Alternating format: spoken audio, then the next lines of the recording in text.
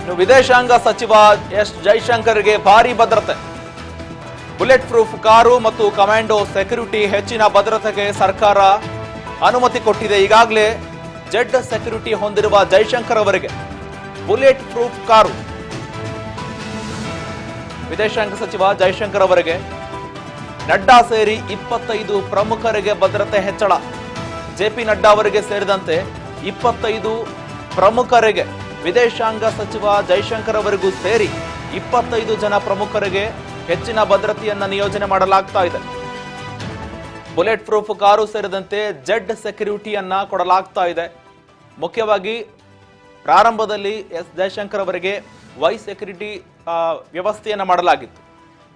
ಆದ್ರೆ ಈಗ Z security ಕೊಡಲಾಗ್ತಾ ಇದೆ ಕೂಡ.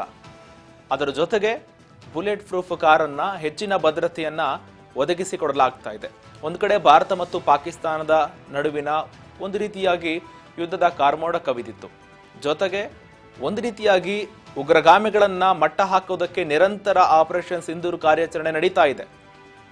ಉಗ್ರಗಾಮಿಗಳನ್ನ ಮಟ್ಟ ಹಾಕೋದಕ್ಕೆ ಕಾರ್ಯಾಚರಣೆ ಒಂದು ರೀತಿಯಾಗಿ ನಡೀತಾ ಇದೆ. ಹಾಗಾಗಿ ಜೈಶಂಕರ್ ಅವರಿಗೆ ನಿರಂತರವಾಗಿ ಬೆದರಿಕಾ ಕರೆಗಳು ಬರ್ತಾ ಇತ್ತು, ಅಂದ್ರೆ ಅವರ ಇಲಾಖೆಗೆ, ಅವರ ಸಂಬಂಧಪಟ್ಟಂತ ಕಚೇರಿಗೆ. ಹೀಗಾಗಿ ಹೆಚ್ಚಿನ ಭದ್ರತೆಯನ್ನ ನಿಯೋಜನೆ ಮಾಡೋದು ಅನಿವಾರ್ಯವಾಗ್ತಾ ಇದೆ. ಹಾಗಾಗಿ ಅವರಿಗಿರ್ತಕ್ಕಂಥ ಜೆಡ್ ಸೆಕ್ಯೂರಿಟಿ ಏನಿದೆ, ಈ ಮುಖ್ಯವಾಗಿ ಈ ಜೆಡ್ ಸೆಕ್ಯೂರಿಟಿಯಲ್ಲಿ NSG ಕಮಾಂಡೋಗಳು 3 ರಿಂದ 4 ಜನ NSG ಕಮಾಂಡೋಗಳು ಇರ್ತಾರೆ. ಜೊತೆಗೆ 12 ಜನ ಸೈನಿಕರಲ್ಲಿ ಅವರು ಕೂಡ ಒಳಗೊಂಡಿರ್ತಾರೆ. ಜೊತೆಗೆ ಪೊಲೀಸರು ಕೂಡ ನಿಯೋಜನೆ ಆಗಿರ್ತಾರೆ ಈ ಜೆಡ್ ಸೆಕ್ಯೂರಿಟಿಯಲ್ಲಿ. ಮುಖ್ಯವಾಗಿ ಈ ಸೆಕ್ಯೂರಿಟಿಯನ್ನ ಪ್ರಭಾವಿ ವ್ಯಕ್ತಿಗಳಿಗೆ ಜೊತೆಗೆ ಸೆಲೆಬ್ರಿಟಿಗಳಿಗೆ ನೀಡಲಾಗುತ್ತೆ. ಅದೇ ರೀತಿಯಾಗಿ ಈಗ ಎಸ್ ಜೈಶಂಕರ್ ಅವರಿಗೂ ಕೂಡ ಕೊಡಲಾಗ್ತಾ ಇದೆ ಜೆಡ್ ಸೆಕ್ಯೂರಿಟಿಯನ್ನ. ಅದರ ಜೊತೆಗೆ ಜೆಡ್ ಸೆಕ್ಯೂರಿಟಿಯ ಜೊತೆಗೆ ಬುಲೆಟ್ ಪ್ರೂಫ್ ಕಾರನ್ನ ಕೂಡ ಕೊಡಬೇಕಾಗುತ್ತೆ ಅಂತ ಕೂಡ ಮುಂದಾಗ್ತಾ ಇದ್ದಾರೆ. ಈಗಾಗಲೇ ಹಲವು ಬೆದರಿಕೆ ಕರೆಗಳು ಬರ್ತಾ ಇರುವ ಹಿನ್ನೆಲೆಯಲ್ಲಿ ಜೆಪಿ ನಡ್ಡಾ ಸೇರಿದಂತೆ ಪ್ರಮುಖ 25 ಜನ ಪ್ರಮುಖರಿಗೆ ಹೆಚ್ಚಿನ ಭದ್ರತೆಯನ್ನು ನಿಯೋಜನೆ ಮಾಡೋದಕ್ಕೂ ಮುಂದಾಗ್ತಾ ಇದೆ ಸರ್ಕಾರ. ಈ ಬಗ್ಗೆ ಹೆಚ್ಚಿನ ಮಾಹಿತಿ ಕೊಡ್ತಾರೆ ನಮ್ಮ ಪ್ರತಿನಿಧಿ ಬಸವರಾಜ್ ಸಂಪರ್ಕದಲ್ಲಿದ್ದಾರೆ. ಬಸವರಾಜ್, ಈಗಾಗಲೇ ಒಂದು ಕಡೆ ವಿದೇಶಾಂಗ ಸಚಿವ ಎಸ್ ಜೈಶಂಕರ್ ಅವರು ಏನಿದ್ದಾರೆ, ಈಗಾಗಲೇ ಅವರಿಗೆ ಒಂದು ಜೆಟ್ ಸೆಕ್ಯೂರಿಟಿಯನ್ನ ಕೊಡ್ತಾ ಇದ್ರು.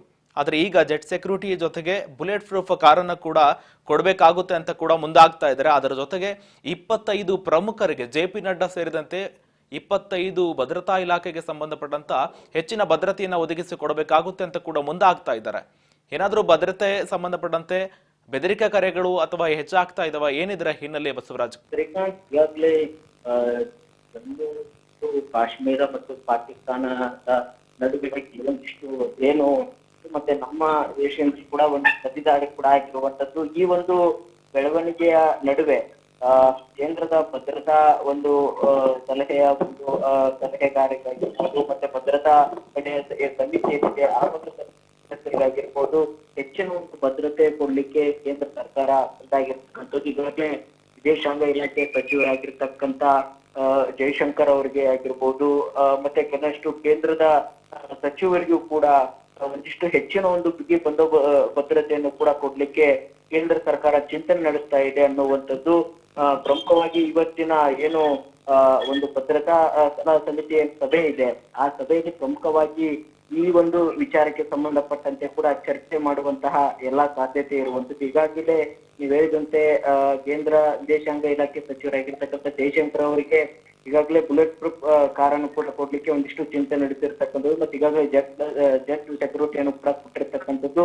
ಯಾಕಂತಂದ್ರೆ ಒಂದ್ ಕಡೆ ಪಾಕಿಸ್ತಾನದಿಂದ ಏನು ಉಗ್ರರ ಒಂದಿಷ್ಟು ನುಸುಳುವಿಕೆ ಏನಿದೆ, ಮತ್ತೆ ಕೆಲವೊಂದಿಷ್ಟು ಜಮ್ಮು ಮತ್ತು ಕಾಶ್ಮೀರದಲ್ಲಿ ಕೂಡ ಕೆಲವೊಂದಿಷ್ಟು ಉಗ್ರರ ಅಡುಗು ತಾಣಗಳನ್ನು ಕೂಡ ನಾಶಪಡಿಸುವಂತಹ ಪ್ರಯತ್ನಕ್ಕೆ ಸರ್ಕಾರ ಮುಂದಾಗಿರ್ತಕ್ಕಂಥದ್ದು. ಆದ್ರೂ ಸಹಿತ ಮುನ್ನೆಚ್ಚರಿಕಾ ಕ್ರಮವಾಗಿ ಯಾವ ಕ್ಷಣದಲ್ಲಿ ಪಾಕಿಸ್ತಾನದಿಂದ ಉಗ್ರರ ಒಂದು ಅಟ್ಟಹಾಸ ಆಗಬಹುದು, ಈ ಒಂದು ನಿಟ್ಟಿನಲ್ಲಿ ನಮ್ಮ ಒಂದು ಕೇಂದ್ರದ ಸಚಿವರನ್ನಾಗಿರ್ಬೋದು ಮತ್ತೆ ಭದ್ರತಾ ಸಲಹಾ ಸಮಿತಿಯಲ್ಲಿರ್ತಕ್ಕಂಥ ಸದಸ್ಯರುಗಳಾಗಿರ್ಬೋದು ಅವರಿಗೂ ಕೂಡ ಹೆಚ್ಚಿನ ಭದ್ರತೆಯನ್ನ ಒದಗಿಸುವಂತಹ ಒಂದಿಷ್ಟು ಮುನ್ನೆಚ್ಚರಿಕಾ ಕ್ರಮವಾಗಿ ಇದನ್ನ ತೆಗೆದುಕೊಳ್ಳಲಾಗ್ತಾ ಇದೆ ಅನ್ನುವಂತಹ ಮಾಹಿತಿ ಕೂಡ ಸದ್ಯಕ್ಕೆ ಸಿಗ್ತಾ ಇದೆ. ಶ್ರೀಕಾಂತ್.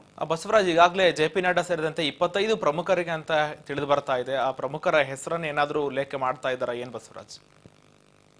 ಶ್ರೀಕಾಂತ್, ಒಂದು ಈಗಾಗಲೇ ಕೇಂದ್ರ ವಿದೇಶಾಂಗ ಇಲಾಖೆ ಸಚಿವರಾಗಿರ್ತಕ್ಕಂಥ ಜೈಶಂಕರ್ ಅವರಾಗಿರ್ಬೋದು ಮತ್ತೆ ಆ ಭಾಗ ಅಂದ್ರೆ ಕೇಂದ್ರದ ಸಚಿವರು ಕೆಲವಷ್ಟು 25ಕ್ಕೂ ಹೆಚ್ಚು ಏನು ಭದ್ರತಾ ಸಲಹಾ ಸಮಿತಿಯಲ್ಲಿರ್ತಕ್ಕಂಥ ಸದಸ್ಯರು ಸೇರಿದಂತೆ ಸಚಿವರಿಗೂ ಕೂಡ ಒಂದು ಹೆಚ್ಚಿನ ಭದ್ರತೆಯನ್ನ ಒದಗಿಸಬೇಕು ಅನ್ನುವಂತಹ ಒಂದಿಷ್ಟು ಚರ್ಚೆ ಕೂಡ ಇದೆ.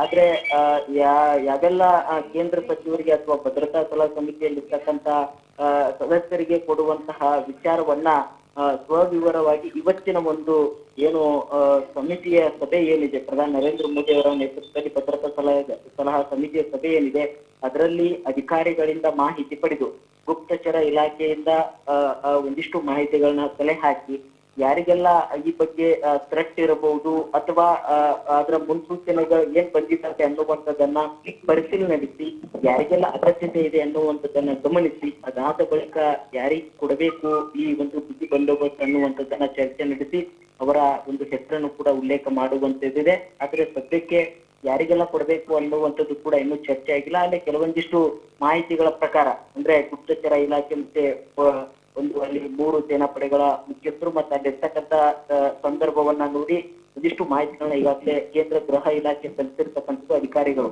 ಆ ಒಂದು ಸಲ್ಲಿಸಿರ್ತಕ್ಕಂಥ ರಿಪೋರ್ಟ್ ನ ವರದಿಯ ಹಿನ್ನೆಲೆಯಲ್ಲಿ ಅದರ ಆಧಾರದ ಅಡಿಯಲ್ಲಿ ಇವತ್ತು ಮತ್ತೊಂದು ಸುತ್ತಿನ ಸಭೆ ನಡೆಸಿ ಆ ಸಭೆಯಲ್ಲಿ ಪ್ರಮುಖವಾಗಿ ಯಾರಿಗೆಲ್ಲ ಒಂದು ಭದ್ರತೆ ಕಲ್ಪಿಸಬೇಕು ಅನ್ನುವಂಥದ್ದನ್ನ ಎಲ್ಲ ವಿವರವನ್ನ ಕೊಡ್ಲಿದ್ದಾರೆ ಅನ್ನುವಂತ ಮಾಹಿತಿ